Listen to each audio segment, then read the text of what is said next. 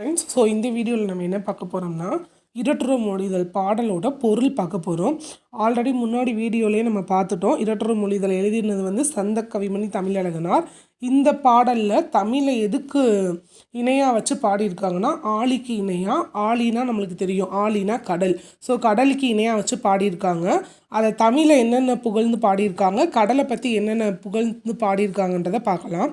First தமிழில் முத்தமிழாய் வளர்ந்தது. முத்தமிழாய் வளர்ந்ததுன்னு கொடுத்துருக்காங்க. முத்தமிழ் நம்மளுக்கு என்னென்னு தெரியும்.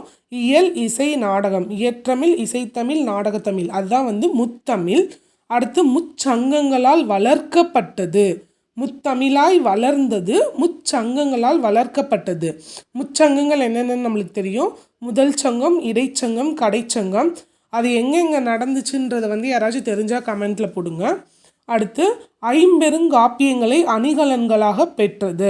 இதை நல்லா ஞாபகம் வச்சுக்கோங்க. ஒன் வேர்ட்ஸில் கூட கேட்கலாம். ஐம்பெருங்காப்பியங்களை அணிகலன்களாக பெற்றது யாது அப்படின்னு கேட்கலாம். இல்லாட்டினா தமிழ் எதை அணிகலன்களாக பெற்றுள்ளது அப்படின்னு கேட்கலாம். ஸோ எதுவுமே நம்ம வந்து எக்ஸ்பெக்ட் பண்ண முடியாது. எல்லாமே படித்து வச்சுக்கிறது நல்லது. ஸோ லாஸ்ட்டாக தமிழில் என்ன சொல்லியிருக்காங்கன்னா, சங்க பலகையில் அமர்ந்திருந்த சங்க புலவர்களால் காக்கப்பட்டது.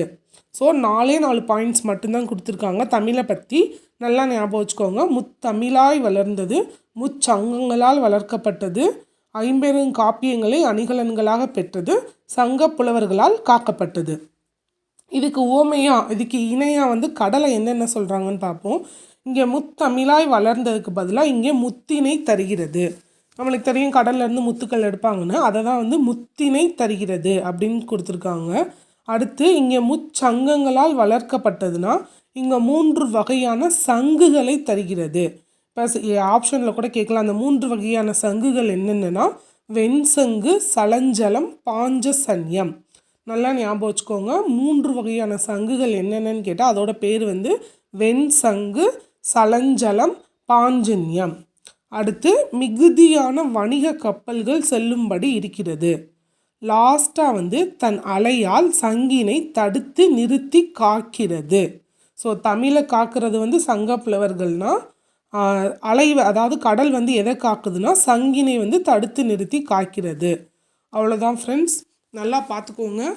உங்களுக்கு கண்டிப்பாக யூஸ்ஃபுல்லாக இருக்கும்னு நினைக்கிறேன். Thank you so much.